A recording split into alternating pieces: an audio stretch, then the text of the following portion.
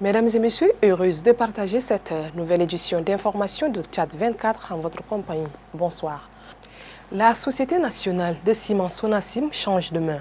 À l'issue d'un appel d'offres, le groupe marocain Ciment d'Afrique a été retenu pour reprendre l'entreprise publique désormais rebaptisée CIMTchad. La cérémonie officielle de privatisation s'est tenue ce vendredi 27 février 2026 à N'Djamena. Compte rendu chez Skaferi. C'est une nouvelle page qui s'ouvre pour l'industrie cimentière au Tchad. Réunis au ministère du Commerce, les autorités ont officialisé la reprise de la Sonacim par le groupe CIMAF. La cérémonie s'est déroulée en présence du ministre des Finances, Tahir Amin Guiling, du ministre du Commerce, Dr Guibolo Fanga Mathieu, des partenaires techniques et financiers, des maires des villes de Pala, Léré, Fianga et Gounougaya.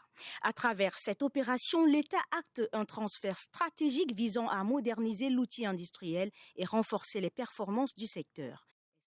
Ce moment est historique.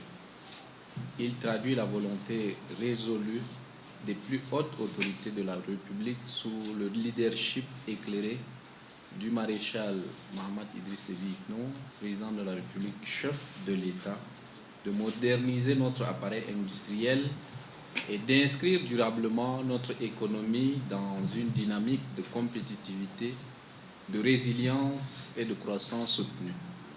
Créée pour répondre aux besoins nationaux en matériaux de construction, la Sonamic faisait face à plusieurs défis, capacités limitées, besoins d'investissement technique et pression concurrentielle. Avec l'arrivée de la CIMAF, acteur panafricain du ciment, les attentes sont importantes. Modernisation des équipements, augmentation de la production, amélioration de la qualité et la meilleure stabilité du marché. Dans un pays engagé dans un vaste projet d'infrastructure, le ciment demeure un secteur stratégique. Comprenons que l'usine de Pala, que c'est une usine qui a une importance particulière pour le Tchad et pour l'État tchadien. On sait que ce projet a été initié depuis des années et que tout le pays a porté des espoirs sur cette usine pour arriver à sa souveraineté. Et je tiens à rassurer nos partenaires de l'État tchadien, des communes, et de l'ensemble, des parties prenantes, que CIMAF a bien intégré, cette dimension, cet attachement à cette usine, l'importance de cette usine pour le pays, et nous en faisons notre propre responsabilité. Au-delà du changement de nom, Sonamic devient désormais CIMTchad. C'est une nouvelle gouvernance industrielle qui s'installe. La journée de ce 27 février 2026 consacre la finalisation des actes juridiques nécessaires à la concrétisation de cette opération. Les parties prenantes ont ainsi procédé ce jour à la signature des derniers documents permettant de clôturer le processus. Je tiens à souligner que les diligences préalables ont toutes été accomplies avec succès. Les autorités assurent que cette transition vise à consolider l'emploi, attirer des investissements et soutenir la croissance du secteur du bâtiment et des travaux publics. Une transition stratégique qui pourrait redynamiser le paysage industriel national et dont les premiers effets seront observés dans les prochains mois. Le médiateur de la République, l'ambassadeur Saleh Kebzabo, a présidé ce 27 février au sein de la médiature de la République la cérémonie de lancement officiel du site web de l'institution. La cérémonie s'est déroulée en présence de plusieurs responsables et cadres de la médiature. Ce lancement marque une étape importante dans le processus de modernisation et de rapprochement de la médiature de la République avec les citoyens. Dans son allocution, le directeur de la communication de la médiature, Vantou Abdoulaye, a souligné que la mise en ligne de ce site web constitue un outil essentiel de communication, de transparence et d'accessibilité. Selon lui, cette plateforme permettra aux citoyens de mieux comprendre les missions de la médiature, de s'informer sur ses actions et d'accéder plus facilement à ses services. Une démonstration du développeur du site web a ensuite permis de présenter les différentes fonctionnalités de la plateforme, notamment les informations institutionnelles, les textes régissant la médiature, les actualités de l'institution ainsi que les canaux de contact destinés à faciliter les démarches des usagers. À l'issue de cette présentation, le médiateur de la République, l'ambassadeur Saleh Kebzabo, a procédé au clic symbolique marquant le lancement officiel du site web. À cette occasion, il a insisté sur l'importance de cet outil de communication appelé à renforcer la visibilité et l'efficacité de l'institution. L'intérêt du site, c'est de permettre, et c'est important, à ceux qui ont des doléances, ceux qui ont des plaintes, ceux qui ont des réclamations, de le faire directement. Ils n'ont pas besoin de se déplacer pour venir à la médiature. Et l'autre aspect, le plus important aussi, c'est l'aspect de la confidentialité. Quand vous passez par ce relais, personne ne sait que vous avez fait une intervention. Si vous voulez garder cela confidentiel, et c'est important parce que beaucoup, et c'est dans l'esprit tchadien, c'est un peu notre culture aussi, les gens ne veulent pas qu'on sache toujours ce qu'ils ont fait ou ce qu'ils sont en train de faire. Il y a des réclamations qui sont parfois sensibles ou confidentielles, qui ne demandent pas à être dans la rue. Et donc cet outil-là leur en offre la possibilité. À travers cette initiative, la médiature de la République réaffirme son engagement en faveur d'une administration moderne, ouverte et à l'écoute des préoccupations des citoyens. En santé, l'obésité s'impose aujourd'hui comme un défi sanitaire majeur, largement alimenté par de mauvaises habitudes alimentaires et la sédentarité. Si des prédispositions génétiques peuvent parfois être en cause, le phénomène trouve le plus souvent son origine dans un déséquilibre nutritionnel. Pour le docteur Moussa Mustafa Abageme, l'obésité découle avant tout d'un excès de lipides dans l'organisme. C'est une condition, pas une maladie en tant que telle, mais une condition qui est l'excès de protéines lipides dans le corps, qui fait de telle en sorte que la personne a un gain beaucoup de poids qui est normal. Les principales causes de l'obésité, c'est l'excès.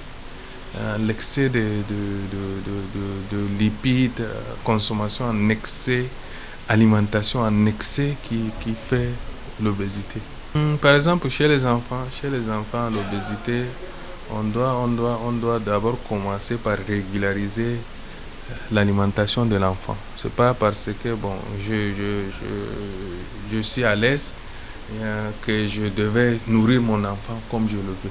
Parce que plus il a ces problèmes et sa croissance aurait des problèmes. Ça va avoir beaucoup d'impact, même sur le développement intellectuel. Quand l'enfant est très obèse, il serait difficile d'être un peu éveillé et intelligent parce que la paresse qui va prendre le côté. Alors, il faut vraiment qu'il y ait une régularisation d'alimentation. Il faut une alimentation équilibrée. Le 27 février est consacré à la journée mondiale de sensibilisation à l'anosmie, un trouble sensoriel longtemps méconnu du grand public. Mis sur le devant de la scène avec la pandémie de la Covid-19, ce trouble ne se limite toutefois pas aux seules séquelles du virus et mérite une meilleure reconnaissance. Sana Claricia.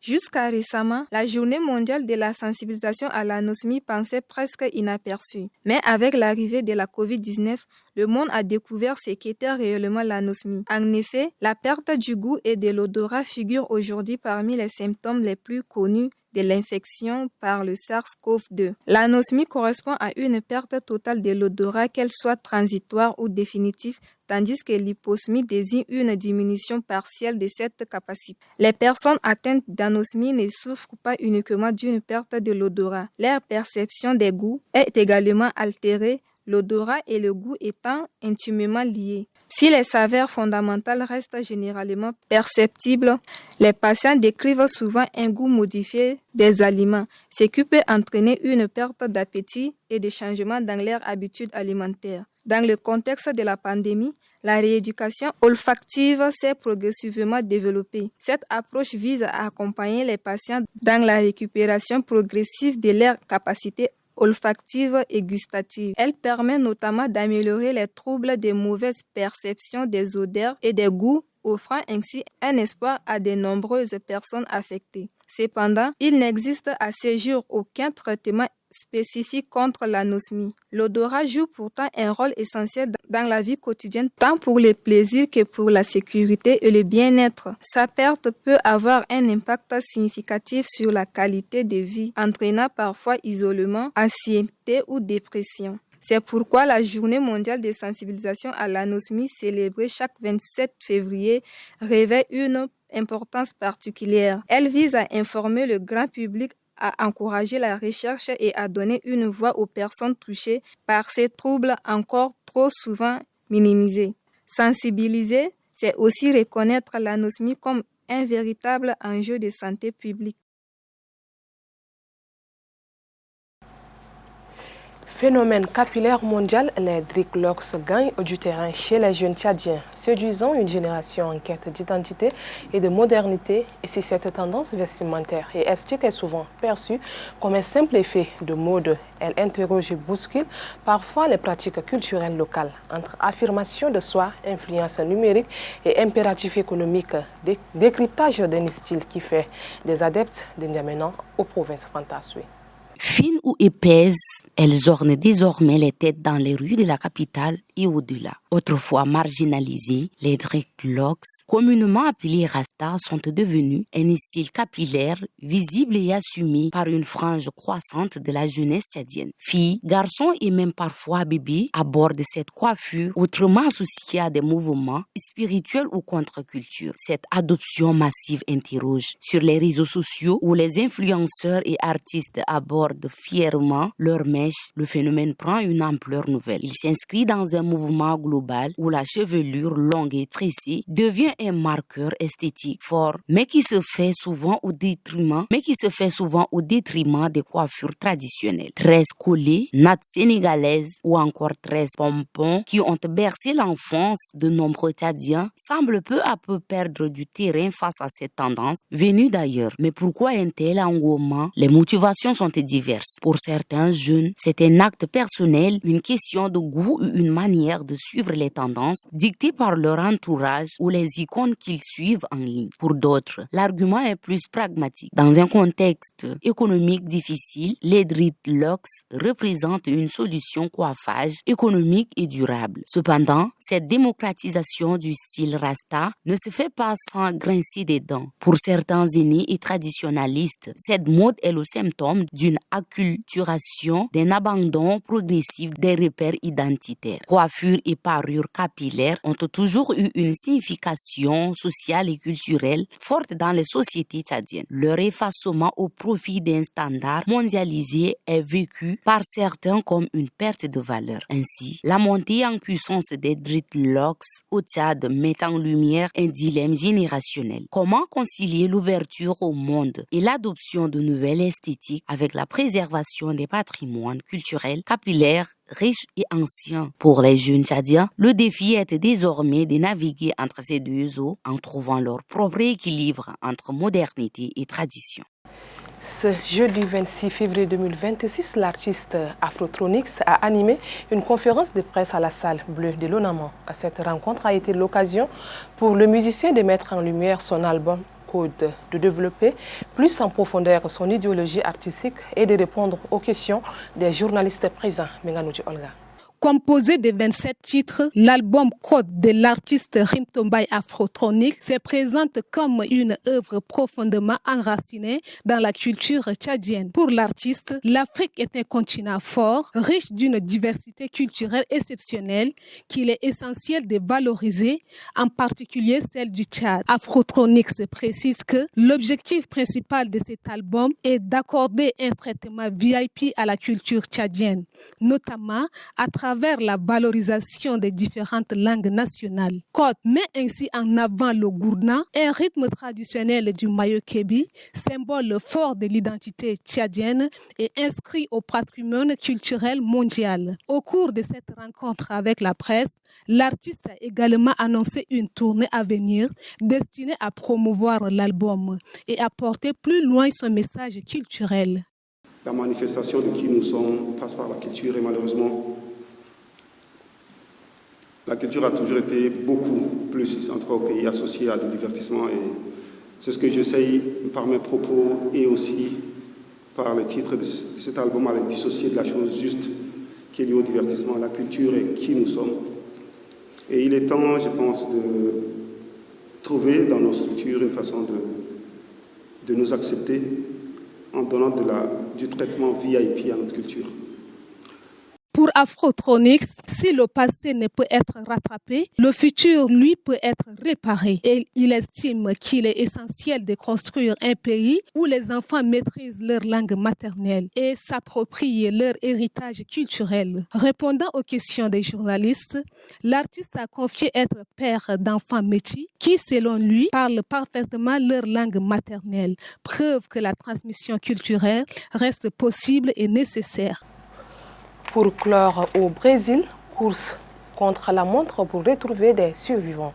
En RDC, des fosses communes découvertes après le départ des rebelles de l'AF M23. Enfin, en Libye, 7 migrants clandestins retrouvés morts sur une plage près de Tripoli. C'est l'essentiel de l'actualité de ce vendredi présenté par Aboubakar Kanika. Les secours poursuivent un travail minutieux à Djus de Foura, notamment dans le parc Djardim-Burnier où des maisons se sont effondrées après le glissement de terrain. Everaldo d'Almeida, conducteur d'engin, souligne la nécessité d'avancer lentement pour préserver des victimes encore piégées sous les décombres. Plus de 5000 habitants ont été contraints d'évacuer leur domicile tandis que des voisins et équipes de secours recherchent des disparus. Certains habitants retournent brièvement sur place pour sauver quelques biens. De nouvelles pluies annoncées pour le week-end font craindre une aggravation de la situation dans cette région, vulnérable aux épisodes météorologiques extrêmement liés au réchauffement climatique. Un mois après le retrait des rebelles de l'AFC M23 de la ville d'Uvira, des fosses communes contenant près de 170 corps ont été localisés selon des sources locales. Les découvertes soulèvent des questions sur les exactions commises pendant l'occupation de la ville. D'après les témoignages locaux, au moins 4 fosses ont été découvertes. 2 fosses près d'une base militaire, autrefois occupée par M23. Dans le quartier Kilomoni, commune de Kimvimvira, contenant plusieurs dizaines de corps. En Libye, 7 migrants clandestins originaires de l'Afrique subsaharienne ont été retrouvés morts sur une plage à l'est de Tripoli. Parmi eux, 3 enfants et 2 femmes. Selon le Croissant Rouge libyen, d'autres migrants décédés n'auraient pas encore été retrouvés. L'organisation humanitaire qui a relaté cette information n'a pas fourni des détails des circonstances de leur mort. Les corps ont été retrouvés samedi soir à Kausar al-Akiar, une ville côtière située à environ 73 km à l'est de Tripoli. Selon un communiqué, depuis plus de 10 ans, la Libye est devenue un pays de transit clé pour des milliers de migrants qui tentent chaque année de rejoindre l'Europe. Les décès parmi les personnes sont fréquemment signalés. Selon l'Organisation internationale pour les migrants, plus de 2100 migrants clandestins sont morts ou ont disparu l'année dernière en tentant de traverser la Méditerranée pour rejoindre l'Europe. C'est tout pour ce journal, mesdames et messieurs. Merci à vous de l'avoir suivi. À très bientôt.